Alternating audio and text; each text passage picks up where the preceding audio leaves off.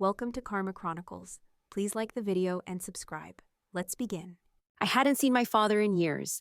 The last time we spoke, it was a heated argument that ended with me slamming the door of the house he'd built.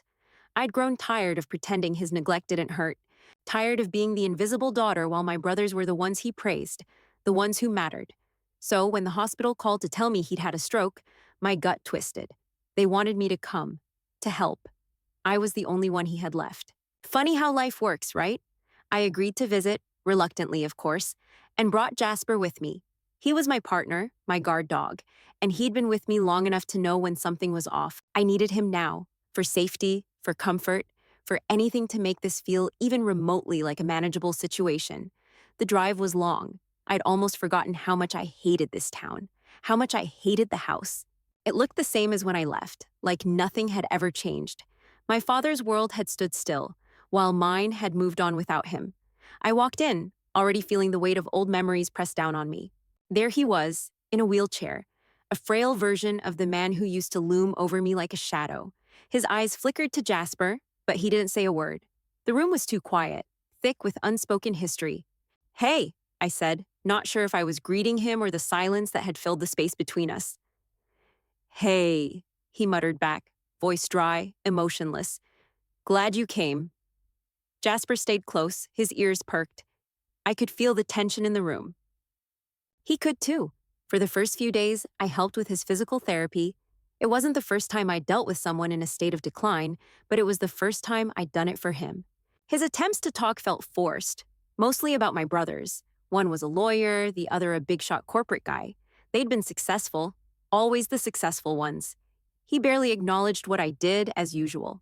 "Your brothers are doing well," he'd say. "Making a lot of money?" Yeah, I heard. Every time I came back here, the conversation was the same. My brothers were the heroes, and I was the afterthought. But it wasn't about that anymore. I was here to help, not beg for approval. Jasper stayed by my side, his body language sharp, alert. Something wasn't right. Maybe it was the quietness in the house, or maybe it was my father's attitude. But I couldn't shake the feeling that I was being watched, even when I was the one supposed to be doing the watching. I kept my head down, played my part, but I knew it wasn't just his health that needed fixing. There was something else going on here, something beneath the surface, and Jasper knew it too. I stepped through the front door, feeling that familiar knot in my stomach. The house hadn't changed, not an inch. The same worn-out carpet in the entryway, same faded wallpaper, same faint smell of stale air and dust. It was as if time had frozen here, and somehow, it felt like I had too. "Dad?" I called out, my voice flat. I didn't expect him to be anywhere else. The living room looked the same as it always had. Nothing had been rearranged, no photos updated. Same old furniture, same old everything. He appeared in the doorway, wearing a loose, faded shirt, his body slumped in the wheelchair. His eyes met mine, but they weren't warm. They never had been. "Hey," he said, almost too casually. He wasn't happy to see me. He wasn't unhappy either. I was just there. I shifted my weight, my eyes briefly landing on Jasper, who stayed at my side, sniffing the air like he knew better than to trust any of this. I gave a quick nod to my dad. "Yeah, I'm here." His gaze flickered to the dog, but he didn't acknowledge Jasper. He never liked the dog, never liked anything about me, really, but the dog seemed to sense it, keeping his distance, keeping watch. I tried not to let the resentment creep in. I wasn't here to dig into the past, just to do what needed to be done. The next few days were a blur. I helped him with his physical therapy, though I wasn't sure if he was even trying. He grumbled through it, stiff and resentful. At least when I helped other people with rehab, they wanted to get better. But my father, he wasn't about that. He just existed now, and he expected me to pick up the slack. The routine was predictable. I'd help him get dressed, fix meals, adjust his position in the chair. My hands did the work while my mind stayed detached. The worst part wasn't that I had to do it. It was that it felt expected, like I was supposed to be here, that this was my place. Always second, always a distant afterthought. Jasper stayed close, his nose twitching at every sound, every movement. He didn't trust this place. He didn't trust my dad. And honestly, neither did I. It didn't take long for the conversation to turn back to my brothers. They always came up, every damn time. "Jake's killing it in corporate," he'd say, pride seeping into his voice. really making a name for himself. Top executive at some big firm. I didn't respond. I didn't need to. He didn't want me to. Ben's doing great too with his law practice. You should see him in court, I swear. The guy's got a future ahead of him. I waited, but he didn't ask about me, not once. No, how's your work going? Or, what have you been up to? It was like I wasn't even a part of this family. Like I didn't exist in the world he had built for himself, where success meant something he couldn't even define for me. I'm sure they're doing well, I finally said, my voice strained with the effort of staying neutral. I couldn't bring myself to care anymore. My dad didn't even notice. He was already on to the next thing, talking about how they'd been up to visit him last month, bringing him meals, helping out with bills. I barely even knew what to say to that. My brothers had always been the golden children, always the ones he could count on. I'd never been enough for him. I heard you're still doing your thing with investigations, he said, almost as an afterthought. That what you're calling it? I clenched my jaw. Private investigator, I corrected him, not bothering to hide the sharpness in my tone. Yeah, that's what I'm doing. He gave a dismissive grunt. Well, good for you. It was all so damn familiar, this sense of being invisible, of existing in a space where I wasn't important. My father couldn't even manage to acknowledge my career with more than a passing, uninterested comment. I hated that. I hated him for it. But I also hated that it still stung, that it still mattered. Jasper was close by, his eyes never leaving my father. There was something in his posture, alert, tense, that I couldn't shake. He knew something was off. I could feel it too. Maybe it was just the old house, or maybe it was the weight of everything between me and my father. Either way, we were both on edge. I kept telling myself this was temporary. I was just here to help. But deep down, I knew it wasn't just about a stroke. There was something wrong here, something deeper, and it felt like I'd barely scratched the surface. That night, after helping my father into bed, I settled on the couch, trying to ignore the tension in my body. Jasper, though, wasn't calm. He was restless, pacing in circles around the living room, ears twitching. Then he stood still, staring at the hallway leading to the study, like something was pulling him toward it. Jasper, I murmured, but he didn't respond. Instead, he padded softly toward the study, his nose to the ground, moving as if on a mission. I hesitated for a second, but the uneasy knot in my stomach was growing. The house was silent, too silent. I stood up slowly, grabbed my flashlight, and followed him down the hallway. When I reached the study, Jasper was sniffing at the door. I swung it open, the faint creak of the hinges breaking the silence. Inside, the room was dim, cluttered with old papers and books. But something about the air felt different, heavier, like I wasn't alone in there. Jasper nosed around the file cabinet in the corner, his tail stiff. I knelt beside him, noticing that the cabinet drawer was slightly ajar. It wasn't like my father to leave things out of place, not even in his state. I pulled the drawer open fully, my fingers brushing against a stack of papers. At first glance, they looked like nothing, just a pile of old contracts and financial documents. But then I caught a name on the top sheet, my name. I froze. It wasn't just one document either. There were several, all with my name on them, all with signatures that weren't mine. The loan papers were the worst, large sums of money I'd never agreed to. And the contracts? Business dealings in my name, none of which I had authorized. The realization hit me hard and fast. These weren't just mistakes or misunderstandings. This was deliberate. Jasper, I whispered, scanning the documents quickly, my heart racing. He stood by my side, watching me intently, as if he knew exactly what I'd found. I gathered the papers carefully, stuffing them into a folder. My mind was spinning. This couldn't be happening. But it was. I didn't know why or what my father was doing, but I knew this was bigger than just some old paperwork. The next morning, I waited until my father had settled into his usual spot at the kitchen table before I confronted him. The air between us was already tense from the night before, but now, with these papers in hand, I wasn't sure what I was even doing here anymore. Dad, I started, my voice steady, but the anger bubbling up beneath it. I found something last night. In the study, he looked up at me with that tired, indifferent expression. What are you talking about?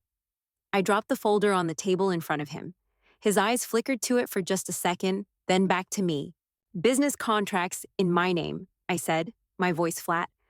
Unauthorized signatures, loan papers I never signed. He glanced at the folder, his lip curling slightly. You're being paranoid. Paranoid? Paranoid? I'm not paranoid, Dad. These are in my name. You can't just use my identity like that. He scoffed, dismissing it with a wave of his hand. It's nothing, just paperwork. You're making a big deal out of nothing. I wanted to scream, but I kept my voice controlled. I don't think it's nothing. It's illegal. And I'm going to find out what you're doing. Nothing's happening here that you need to concern yourself with, he muttered, looking away. You've got no reason to be digging through my things. Jasper was right there by my side, sitting on the floor, his eyes locked on my father like he was waiting for something. My father didn't even notice the dog's silent judgment. He was too busy shrugging me off again, like everything was fine. Fine, I said through clenched teeth, but don't pretend you don't know what I'm talking about. I turned and walked away, every part of me seething. But I wasn't going to let it drop. I couldn't. This was my family, and they'd been hiding something from me for too damn long. That night, after my father had gone to bed, I set up my laptop and started researching. I used every tool in my PI arsenal, databases, financial records, cross-referencing, everything I could. I traced the loans, the signatures, the contracts. Every time I pulled up something that linked my name to shady dealings, my gut twisted. Jasper sat by me, still alert, watching over me like he knew the stakes were high. I couldn't stop now. I wasn't sure where this would lead, but I was done ignoring the signs. My father might be too tired, too stubborn, or too far gone to care, but I was going to find out the truth. And when I did, they'd have no way to hide from it. Not this time. A few weeks passed in the same tense quiet. Every day, I helped my father with the same routines, watched him talk about my brothers like they were perfect, how well they were doing, how proud he was of them. He barely acknowledged my existence beyond the bare necessities. The tension between us built slowly, like a pressure cooker waiting to explode. Then one evening, he surprised me. I'm having a family dinner, he said over his usual bland meal. Jake and Ben are coming. I want you here. The words hung in the air like a weight. It had been years since he'd invited me to anything, and even longer since we'd sat around a table as a family. My brothers were successful, after all. They didn't need a reminder of the broken dynamic. But here he was, trying to act like everything was fine. I stared at him, the words hanging in my throat. Why? Why not? He shrugged, offering a hollow smile. You've been here long enough. It's time we all got together again. I didn't want to go. My gut told me this wasn't some sudden act of family togetherness. But I agreed anyway. Something felt off, and I didn't trust him. But I couldn't ignore the possibility that there was something more I needed to understand. I spent the rest of the afternoon preparing a simple meal. Nothing fancy. It didn't matter what I cooked anyway. My brothers would eat it, then talk about themselves the entire time. That was how things went. It was the only way I knew how to survive in a house where I had always been invisible. As the time approached, I kept Jasper close. I didn't trust the situation, and I certainly didn't trust my father. Jasper had stayed on edge ever since we'd been here, as if he too sensed that something wasn't right. When my brothers arrived, they were the same as always, too wrapped up in their own lives to notice much about anyone else. Ben was dressed in a sharp suit, his face like a mask of politeness, the kind he wore in court. Jake had that corporate vibe, all sharp edges and smooth words. They said little to me, their conversations reserved for each other, and their praise for my father never stopped. So, Dad, Jake started, I've been thinking about some investment opportunities. We should talk about expanding some of your assets. Could be lucrative. My father nodded, eyes lighting up with interest. He wasn't looking at me, not once. We'll talk later, he said, brushing off my brother. His attention was already back on Ben. How's the practice going? It's great, Ben said. We've got a huge case coming up. I'm getting pretty high up there in the firm. I was invisible again, as usual. They didn't even notice when I spoke. They weren't interested in me. My father's gaze flickered past me, as if he couldn't be bothered to ask about my life, my work, or even how I'd been holding up. It wasn't until dinner that the atmosphere shifted. We were all seated at the table, the air thick with the same strained politeness. My father kept pushing the conversation toward his favorite subjects, Jake's investments, Ben's corporate success. And me? I wasn't even a footnote. It came out of nowhere. My father muttered, just loud enough for everyone to hear. You know, dogs are just like women. They don't last long, no matter how much you feed them. I froze, my fork halfway to my mouth. I couldn't believe he'd said it. His eyes didn't even leave his plate as he casually kicked Jasper in the ribs. The dog stumbled back a step, but didn't make a sound. He just stood there, his eyes flicking between me and my father, waiting for a signal. I held my breath. Anger seethed through me, but I didn't move. I couldn't let it show. Not yet. "Dad," I began, my voice too calm, too even. "Don't start," he snapped, cutting me off. "Just relax. It's just a joke." It wasn't funny. It wasn't a joke. But I kept my mouth shut. My father had always been this way, cruel and dismissive. I wasn't going to let him get under my skin, not this time.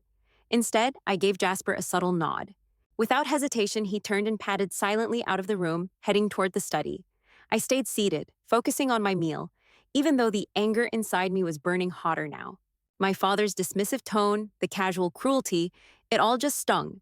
But Jasper knew, he always did. Something was wrong here, and I wasn't going to ignore it any longer. When the meal ended and my brothers were too busy talking business to pay attention, I got up and followed Jasper. The study door creaked open, and I stepped inside, the tension in the air suffocating. I needed to see what was hidden there, in the place my father had locked away. Jasper was already sniffing at the same file cabinet I'd found before. He knew it, knew there was more to uncover. I wasn't just going to help him anymore. I was going to expose the truth. I stood in the doorway of the study, watching Jasper as he sniffed around the same file cabinet. He was more than just a dog to me. He was a partner, and tonight he was my eyes and ears. I took a breath and moved toward him, pushing the drawer open slowly. The papers inside were scattered more carelessly than before, and I could see that some had been moved, hastily shoved back into place. The moment I saw the documents again, the same sense of dread hit me, only stronger now, more urgent. Jasper's nose brushed against the corner of a folder, and I pulled it out. My name was on the top of the first page. Not in connection to any legitimate business I was involved in. No, this was something darker. The first document was a loan agreement, a hefty sum, and the signature on it wasn't mine. The more I flipped through, the more I found. Pages of fraudulent business contracts, wire transfers, and payments linked to shell companies. They were using my name, my identity, to siphon money through accounts I'd never seen before. I felt the blood drain from my face. This wasn't just my father dabbling in something shady, it was organized. They'd built a network of accounts and companies that didn't even exist on paper, all linked by forged documents and my name. I pulled out another folder, and this one confirmed it. A series of financial transactions, hundreds of thousands of dollars, funneled through fake companies that were tied to my name. It didn't stop there. There were tax documents, loan applications, and, my stomach turned, multiple forged signatures, including my own. It hit me like a freight train. My father had been running some kind of fraud operation under my nose, and he'd dragged my brothers into it. They were all complicit, using my name as the figurehead for everything. But why me? Why my name? I rubbed my temples, trying to make sense of it all. My father, the man who'd never had a real interest in me, had been using me as a shield, manipulating the family's finances behind the scenes. And my brothers, Jake, Ben, they were in on it. They had to be. They were the ones benefiting from it. I had no idea how deep this went, but it didn't matter. I was going to expose them, all of them. I spent the next few hours gathering everything I could.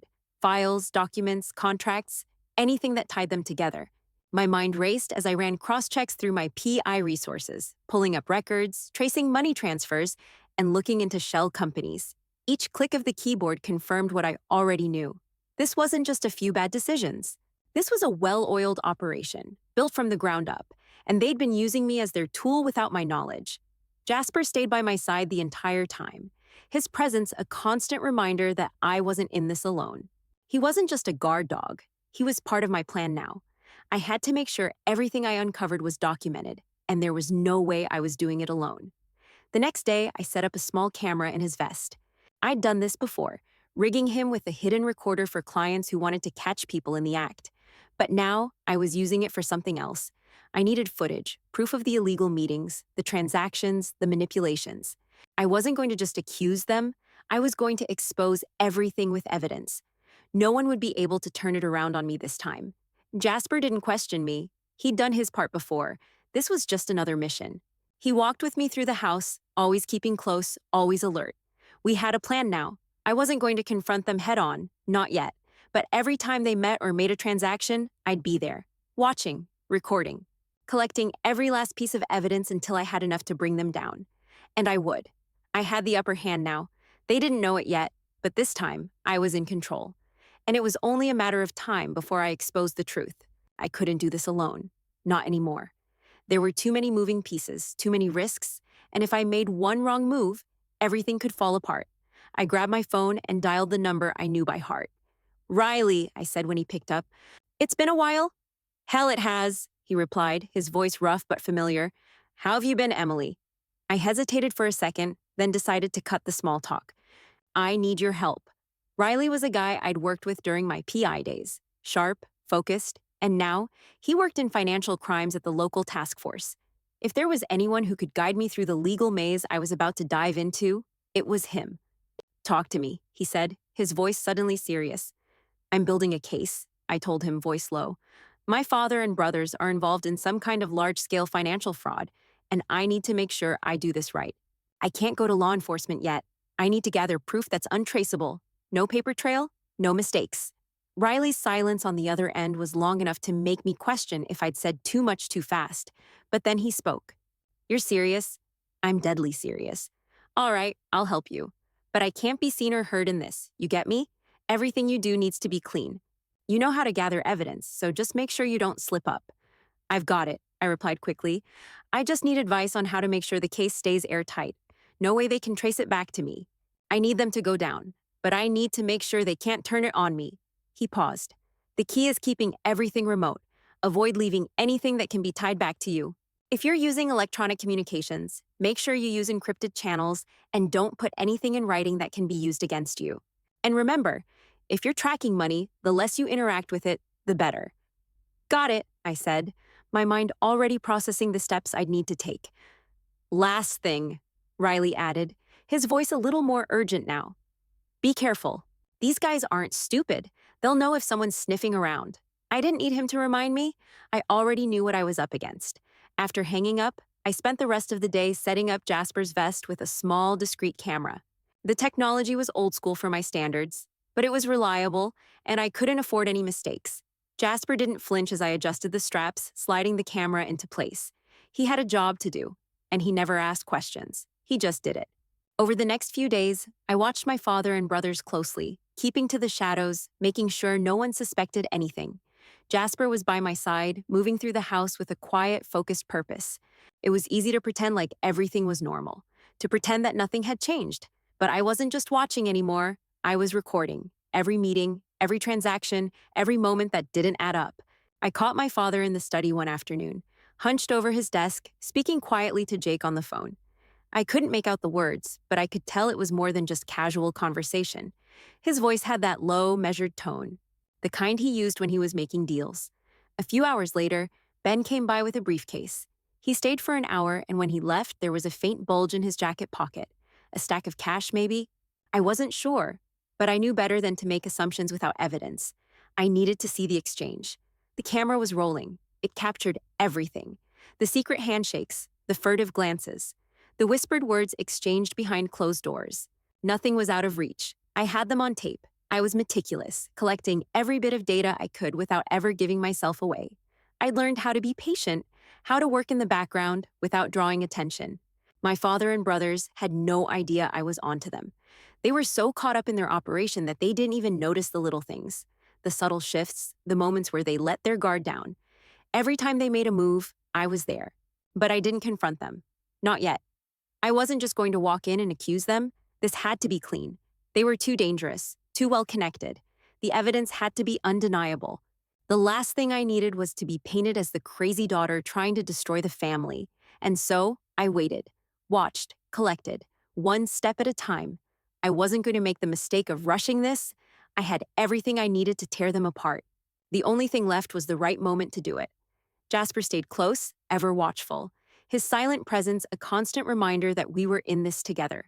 He didn't question me. He didn't ask why. He just did his job, and I would do mine. We were building something they couldn't escape. I hadn't planned on making this a scene. No shouting, no dramatic accusations. I wasn't going to give him the satisfaction of a fight. I'd spent too long being the one who was ignored, the one who was invisible in my own family. Now it was time to take control. Quietly, efficiently, and I'd be damned if he saw it coming. I called him into the study under the guise of discussing some paperwork. Nothing more, nothing less. Just business. That's how I'd played it before, and that's how I was going to play it now.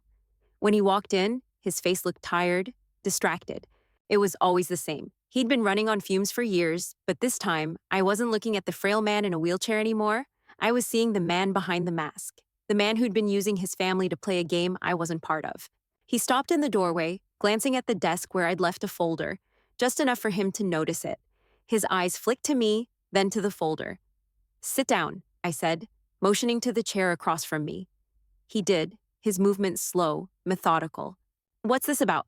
"Just some paperwork," I said, keeping my tone casual. "I've been going through some old files. Figured you'd want to look at them." I watched him closely as he reached for the folder, flipping it open. His expression remained unreadable as he skimmed the first page. I didn't need to see it. I could already feel the shift, the slight stiffening of his shoulders as he realized something wasn't right. He flipped through the pages, his eyes scanning the documents, bank statements, transaction records, contracts, all of them tied to shell companies, forged signatures, and money transfers under my name. It was all there. Every single thing I'd uncovered, laid out for him in black and white. He stopped at one page, his eyes narrowing as he recognized the name of one of the fake companies. "Where did you get this?" His voice was sharp now, his tone defensive. "I know what you've been doing, Dad," I said, leaning forward just a little, "and I'm done letting you lie to me." His face twisted with disbelief. "What are you talking about?" "The loans you took out in my name, the shell companies, the money laundering. I know it all." I let the words hang in the air, giving him time to absorb what was coming. He stood up abruptly, the chair scraping loudly against the floor. His hands shook as he tried to gather the papers, to shove them back into the folder, like if he did it fast enough he could erase what was in front of him. "You don't know what you're talking about. These are just papers. Nothing's been done." I didn't move, didn't flinch. I'd prepared for this. I had the evidence, and there was nothing he could say to make it disappear. "It's all been done, Dad. You've been using my name to cover up everything. All those transactions. You've been stealing from your own family and using me to keep it under the radar. I've already sent everything to law enforcement. There's no way out." His face went pale, his mouth opening and closing like he couldn't find the words. "You..." He looked at me, disbelief crossing his features. "You've sent this to the police?" "I did." I stood up slowly, watching his panic build. "You won't get away with it. Not this time." He took a step back, looking between me and the folder. His eyes flashed with anger, then with fear. But what caught my attention the most wasn't his rage. It was the realization, his understanding that I wasn't the same person who'd walked out of this house all those years ago. "You always were a disappointment," he muttered, more to himself than to me. "I thought you were weak, but I guess I was wrong." I didn't let his words hurt me anymore. They couldn't, not after everything I'd learned. I'd spent too much time letting his emotional manipulation dictate my worth, but not anymore. "You never saw me, did you?" I said quietly, almost calmly. "You only saw what you needed, but not anymore." I motioned to Jasper, who was standing silently by the door, his presence a constant reminder of the shift in power. My father hadn't noticed him until now, but there was no mistaking it. The dog was there to protect me, to show him that this time, I wasn't the victim.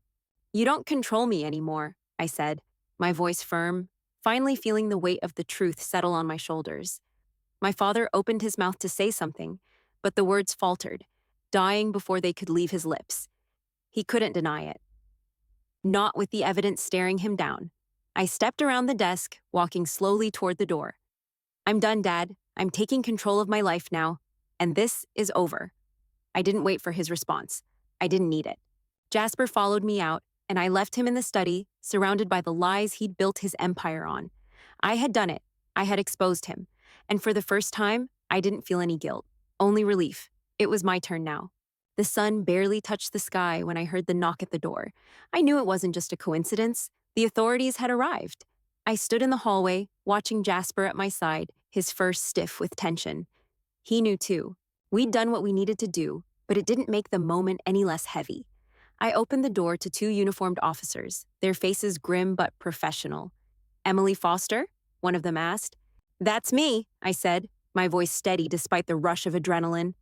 "We have a warrant for the arrest of your father and brothers," the officer continued, glancing down at the paper in his hand. "Can we come in?" I stepped aside, nodding. Of course. They entered, and I didn't follow immediately. I stayed in the hallway, listening as the officers moved through the house. I knew what would happen next. They'd come for him. They'd come for my brothers.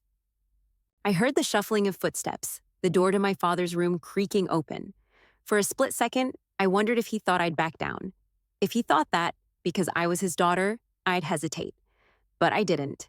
I hadn't hesitated the moment I hit send on that email to law enforcement. This was my decision, and now it was playing out. I finally stepped into the living room, and there they were. My father, my brothers, standing there, shocked, angry, but mostly stunned. They hadn't seen it coming. My father, once a man who towered over me with his silent authority, now looked small in the face of the officers surrounding him. His stoic mask cracked for the first time. His eyes met mine, and I saw something I hadn't seen in years, disbelief mixed with a deep, bitter regret. I didn't feel any satisfaction in that look. No victory, no relief. Just a quiet, almost numb sense of closure. "Emily," he started, his voice low, cracked. You did this?" I didn't respond right away. I didn't need to. The evidence was right in front of him. My brothers were arguing with the officers now, trying to make sense of what was happening, trying to deny the undeniable. But the paperwork, the documents, the signatures, they all pointed to them. "You have no idea what you're doing," Ben spat, glaring at me with a mixture of contempt and fear. "This isn't you. Don't try to talk your way out of this," I interrupted, my voice firm. "The evidence is there, Ben. I've already sent everything. It's over." Jake, standing next to him, looked equally furious. "You're making a mistake, Em. You don't know what's really going on." "Don't act like I didn't see what you've been doing, Jake," I said, cutting him off. "I've seen the numbers, the transfers, the fake companies. You were all in on it." They tried to argue, to deflect, but nothing they said mattered. The authorities already had what they needed. The paper trail, the recordings, the money exchanges, it was all there. There was no escaping it. I watched as they were cuffed and led toward the door, the weight of it all sinking in. My father, once the patriarch, now crumbling under the weight of his own empire. My brothers, who I once looked up to, now nothing more than criminals trying to save face. My father's eyes never left me as the officers guided him out. There was no fight left in him, just that look. And in that look, I saw him realizing that I was no longer his pawn.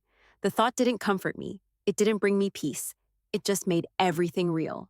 The life I'd spent avoiding, the family I'd distanced myself from, the lies I'd been buried under, it was all finally falling apart. As the officers cleaned up, collecting the last of the paperwork, my father and brothers now escorted out in handcuffs, I felt nothing but a quiet certainty.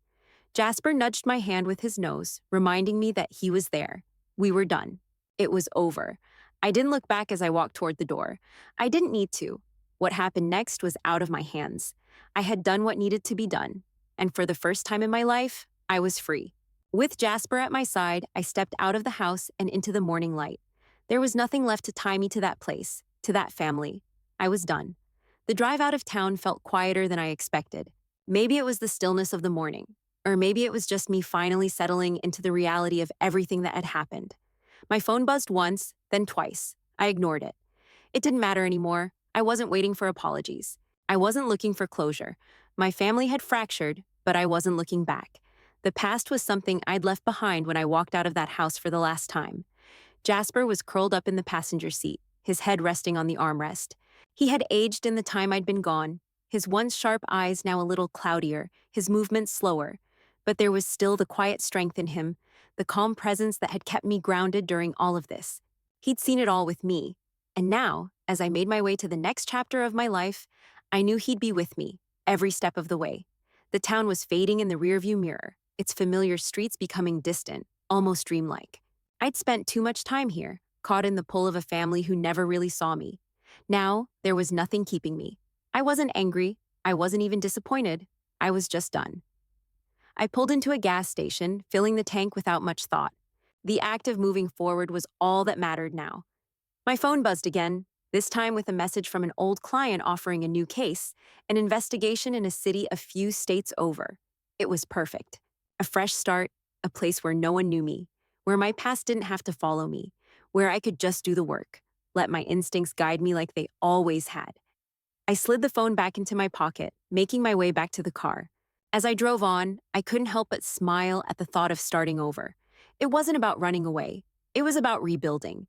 The weight I'd carried for years was finally gone. I didn't need their approval, I didn't need their validation. I was enough on my own. When I looked back at the house, it wasn't for closure. I didn't need that final moment, that symbolic goodbye. I was already free. I looked forward, unburdened. For the first time, I could feel the road ahead, wide open, with no one but me and Jasper walking it together.